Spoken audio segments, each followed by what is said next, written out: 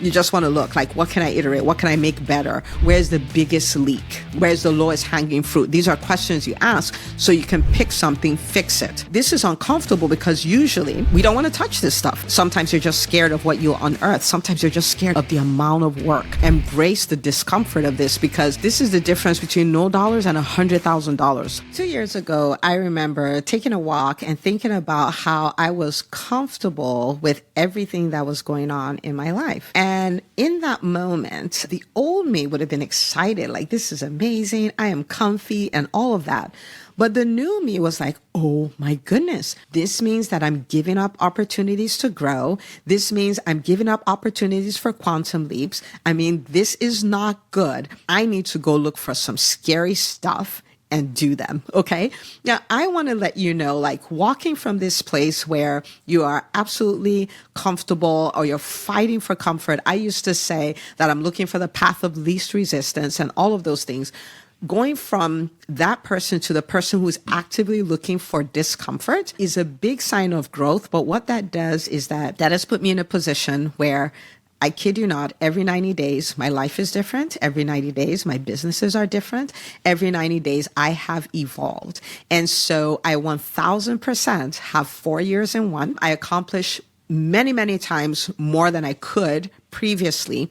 And the person I become every year, the version of me that shows up at the end of the year, is a version of me that I look at, I'm like, I like her. And I'm so blown away by how I think, what I can do, the changes I can make, the things I can dream up, the things I can execute on and make a reality. It is so mind-blowing.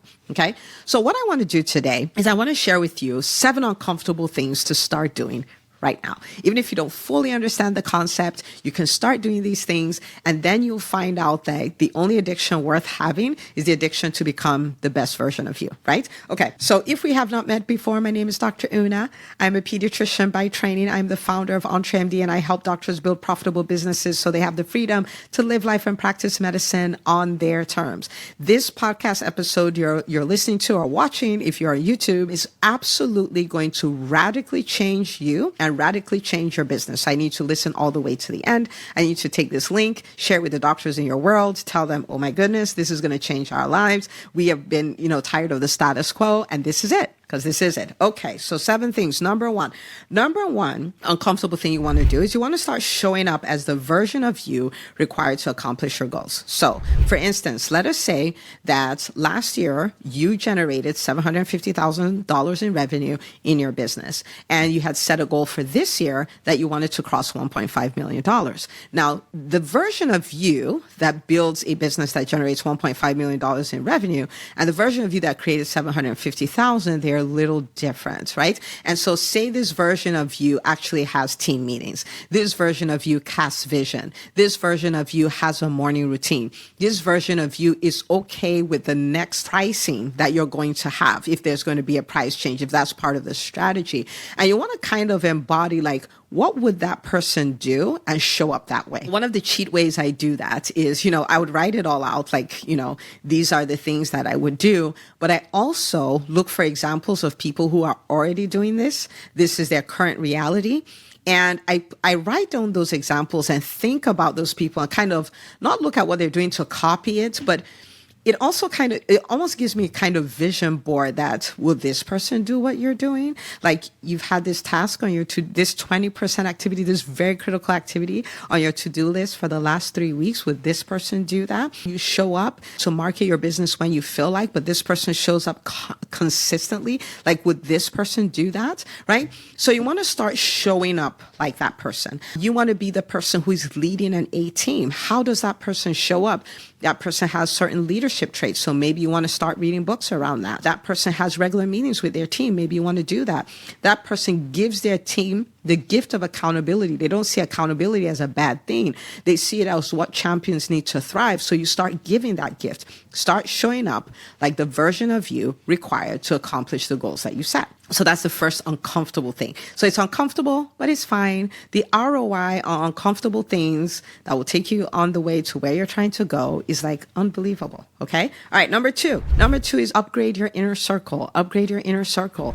And so when we're younger, we either have our relationships randomly happen to us. So, I'm in a class with somebody, so we become friends. We go to the same church together, so we're friends and things like that. Or we have relationships curated by our parents, right? Like, so I have this friend and I want their kid to be friends with my kid because it'll be a good influence and things like that. And so as people, when we're younger, our relationships kind of happen to us, right? There's no strategy. There's none of that. As you become this person who wants to be on this journey of evolution, becoming the kind of person who can pull off the dreams and goals you're trying to pull off, one of the things you can no longer let randomly happen to you is your relationships, especially your inner circle, like your friends of friends. Like, it cannot be random. Your mentors, all this, like, it cannot be random. And so you want to take a look at your inner circle and say, okay, if my life ended up like this person's life, would I be okay with it? Right? If my habits were like this person's habits, will I be okay with it? Right? The people in my inner circle, are they inspiring me to be better? Like, when I come to them and I'm like, oh, like, I'm kind of in a funk, and I haven't promoted my business, for the last 2 months, and I just had 2 team members leave, and I'm just sick of this. Is your inner circle like a group of people who would hold your feet to the fire, inspire you, encourage you, but also hold you accountable and tell you you're tripping? Or are there people who say, yeah, I know, man, like, this is just so messed up. Like, I feel like quitting too. Because if they're going to go on the pity party with you, you need new friends. And don't get me wrong. I'm not saying, you've had friends forever, cut them all off, but your inner circle, the people you go to when times are challenging, the people you go to when things are not moving the way they should, are there people who will hold you, who will encourage you, who will give you a big hug and then give you the kick you need to go get stuff done, right? Like, upgrade your inner circle. It's uncomfortable because and especially if you're like, I'm phlegmatic at my core, right? When you think about the 4 temperaments and stuff like that. And so, which means my natural bent is to avoid conflict of all kinds, right? And so I'll just like, let sleeping dogs lie. But sleeping dogs are not going to lie. Okay. All right. So uncomfortable, audit your inner circle and then think, who do I need in my inner circle? Maybe you don't want to reach out to them, but this is the time you reach out to them.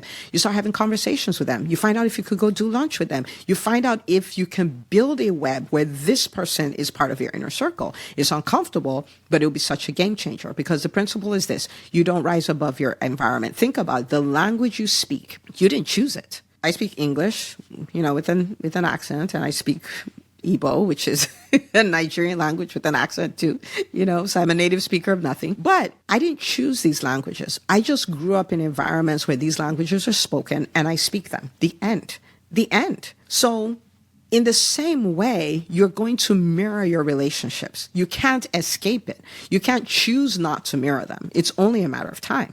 Okay, so uncomfortable it may be, but it would change your life, upgrade your inner circle. The third thing is set the stage to hire your next critical hire. Almost every entrepreneur I talk to knows what their next critical hire should be. It could be an executive assistant. It could be a virtual assistant in your private practice. It could be a new biller. It could be an office manager, because you have like 3 doctors and you're managing them and all the support staff and everybody by yourself and managing the administration of the practice. Like, it's time for you to get a practice administrator on board. It's time to get another coach into your coaching company. Like, whatever that is. I can't tell you how many people, they know that. They have not even taken the time to do a job description. Maybe they have a job description. It's sitting in their Google Drive. They've never actually put it out there. They've put it out there, but they're not telling anybody about it, so nobody's applying. People apply. They've done the interview. They're not making a decision. Set the stage. Who's your next critical hire? Get them on board, because this is the deal. If you get the right person on board, they will bring so much value to your company that you could never in 1,000 years bring yourself. There are so many things you're doing that they would do faster. They would do more efficiently. They would do more excellently. There's so many things you don't even think of. They will bring their ideas with them, right? And so who's your next critical hire? Set the stage to hire them. Now, people always ask me, well, what if I do this hire and I hire the wrong person? And my answer to them is this: it's always working. Okay. So if you hire the person, the person was not the right person. By the way, I have a lot of podcast episodes, so you want to go look like about how to hire top talent and all of those things. I have a lot of those episodes, so go listen to them so you can make the best possible decision when you hire. But if you hire this person, it turns out that this was a mistake, this is not the person that you should have hired. Here's the deal.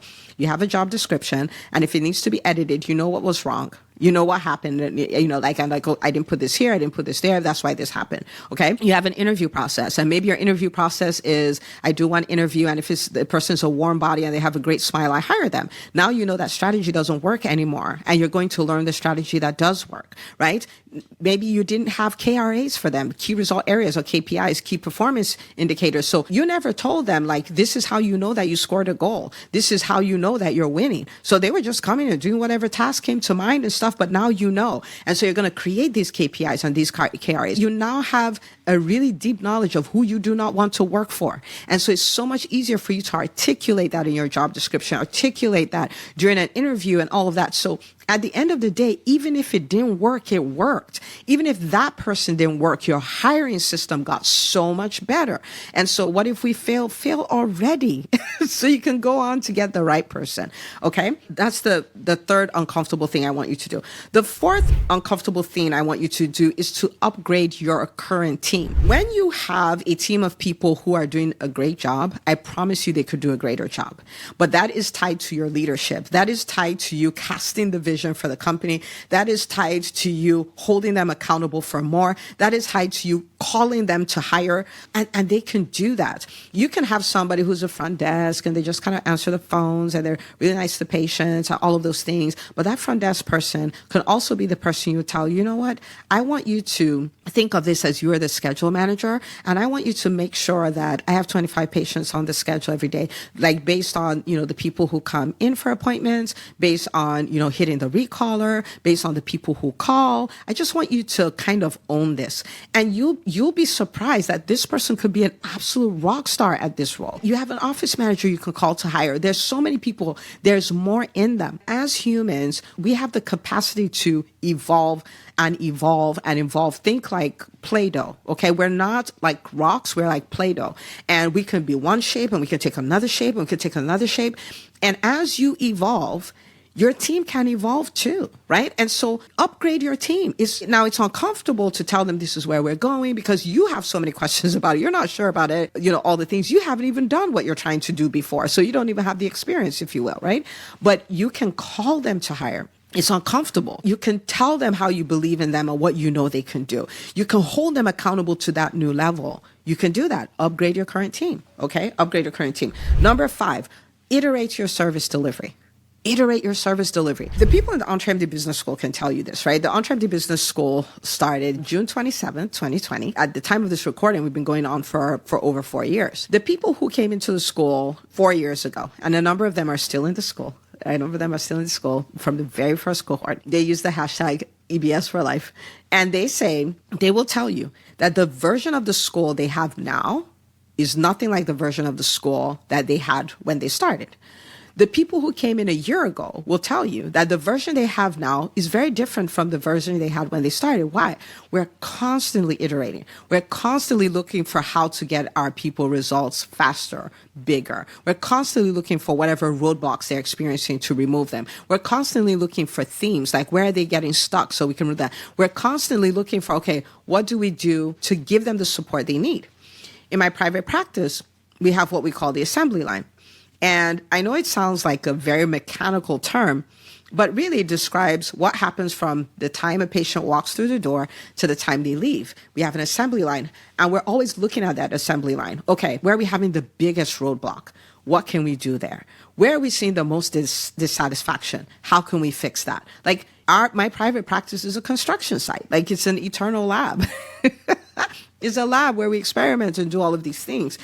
It's so much easier to just let sleeping dogs lie and leave things the way they are. And if it's not broken, don't fix it and all of that and all of that. But I want you to embrace this uncomfortable thing of iterating your service delivery. Like we have this 2.0, then 3.0, then 4.0, then 5.0. Keep iterating.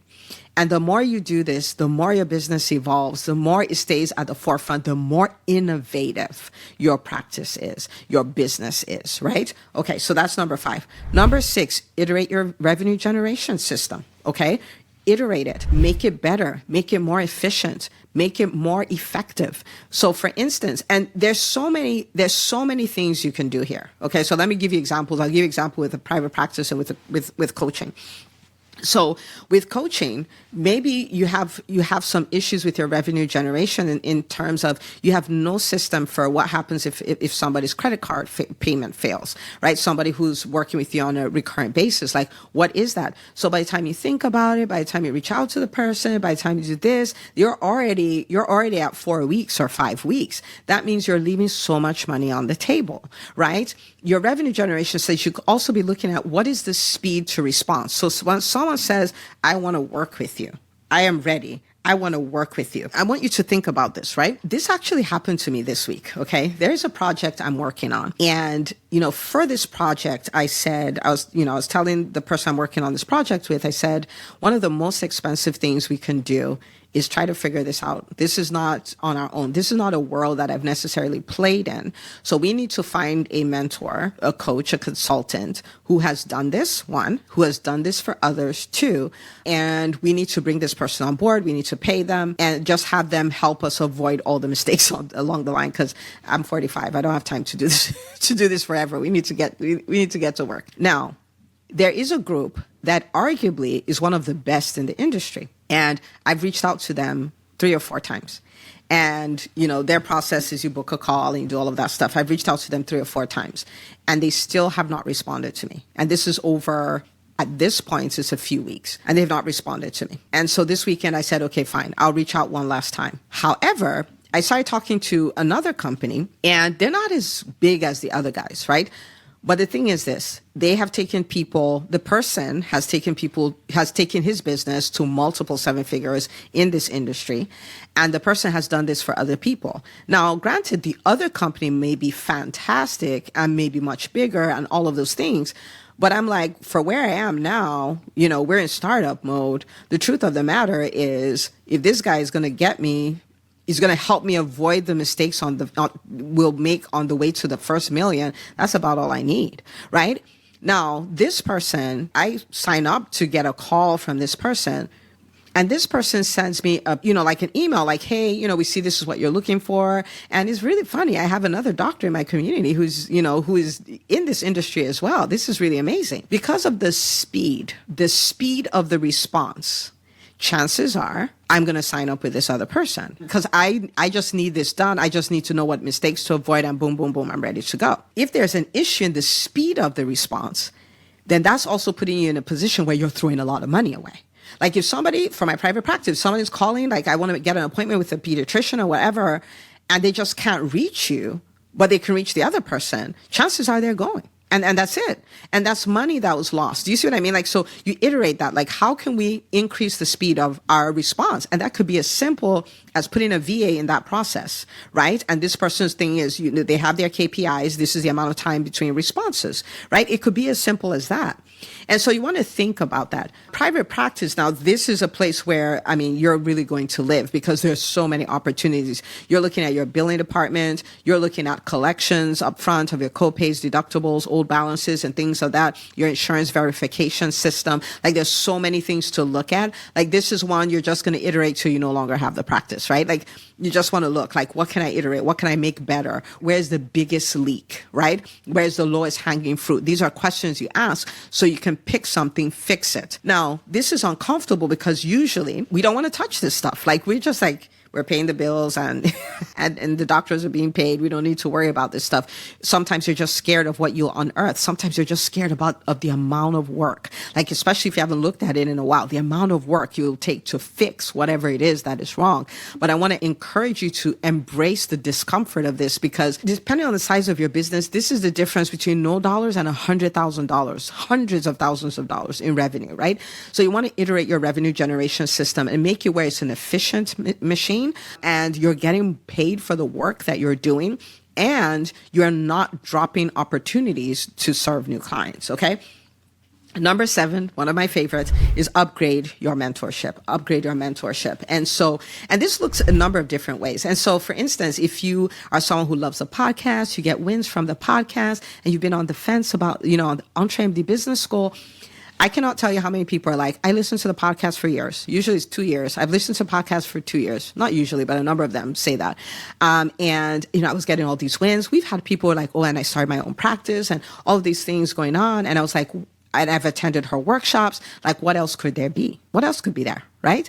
And they come into the business school and they're like, no wonder. This is what somebody said recently. She said, no wonder she gives away so much value on the podcast and so much value at the workshop, because there's so much more. Like, it's unbelievable how much more there is in the business school.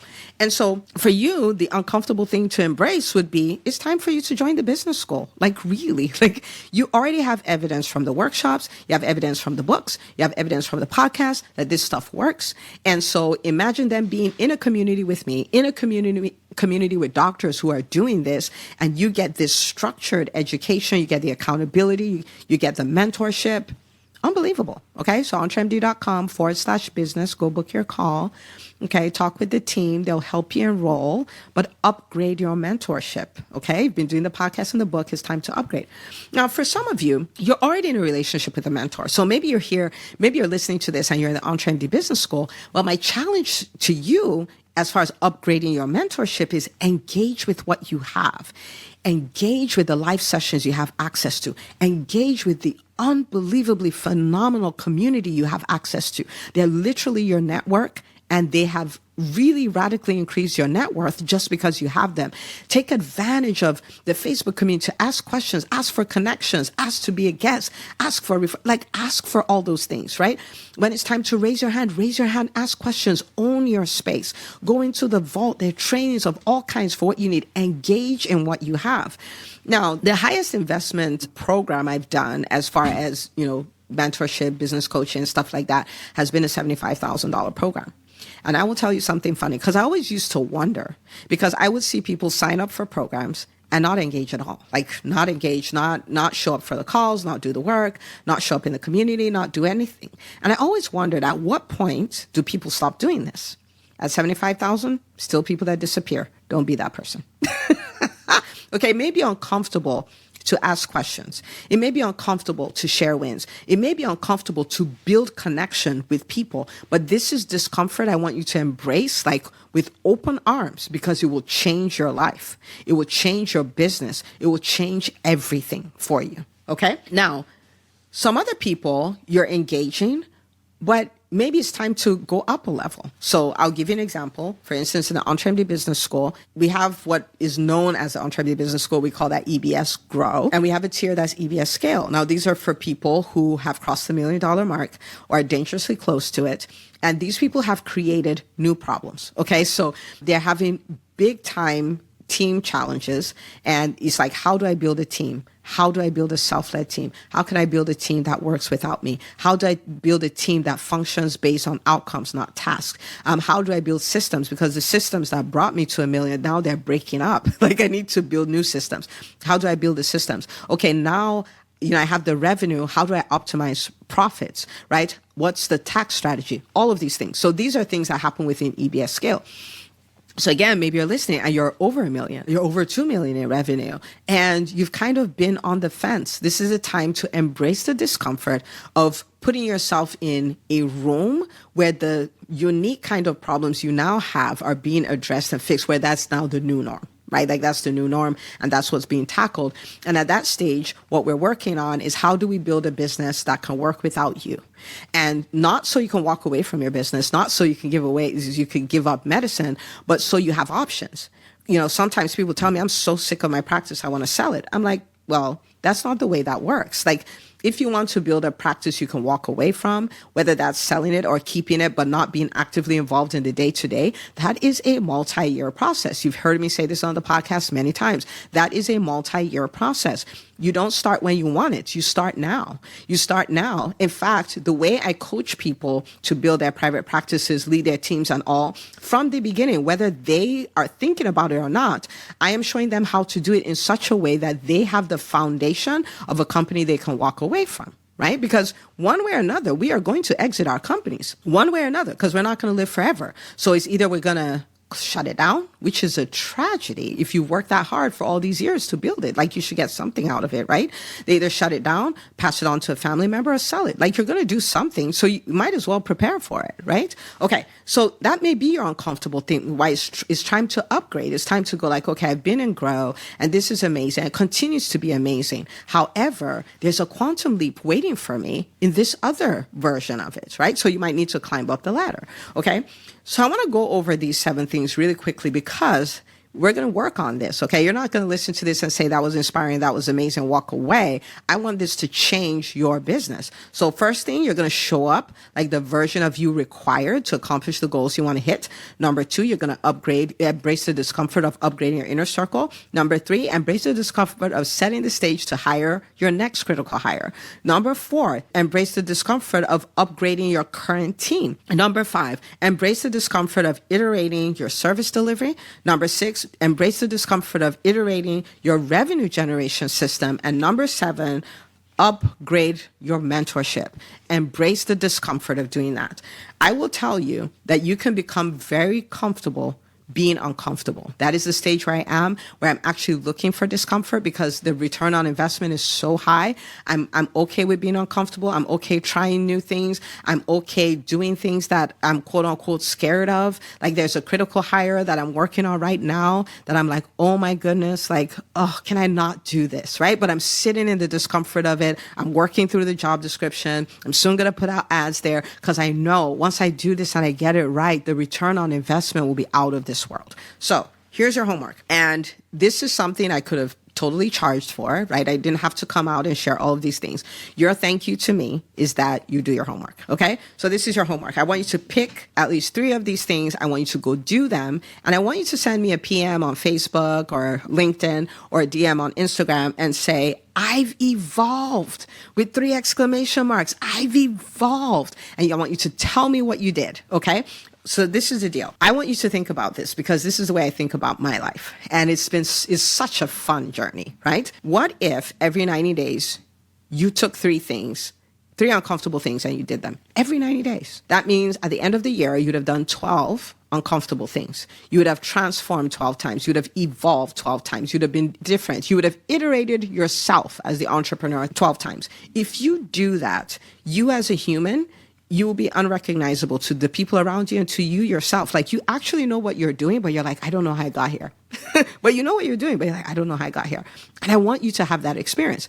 And because you've evolved, your team evolves, your business evolves, your clients evolve, like everything evolves and everything is better. So go do your homework, send me the message, I've evolved. 3 exclamation marks, and take this episode and share it with every doctor in your world. Because let me tell you something. You hear doctors saying things about being stuck, about everything changing, and all of that stuff. If we don't adapt, we expire. If we do not adapt, we'll become extinct. We need to become masters at personal evolution. We need to become masters at evolving as entrepreneurs. And as we do that, we will outpace the marketplace, we'll outpace the healthcare space, and we will rise as the leaders required to steer the ship aright. Okay? So go do this and share the episode, and I'll see you on the next episode of the EntreMD podcast.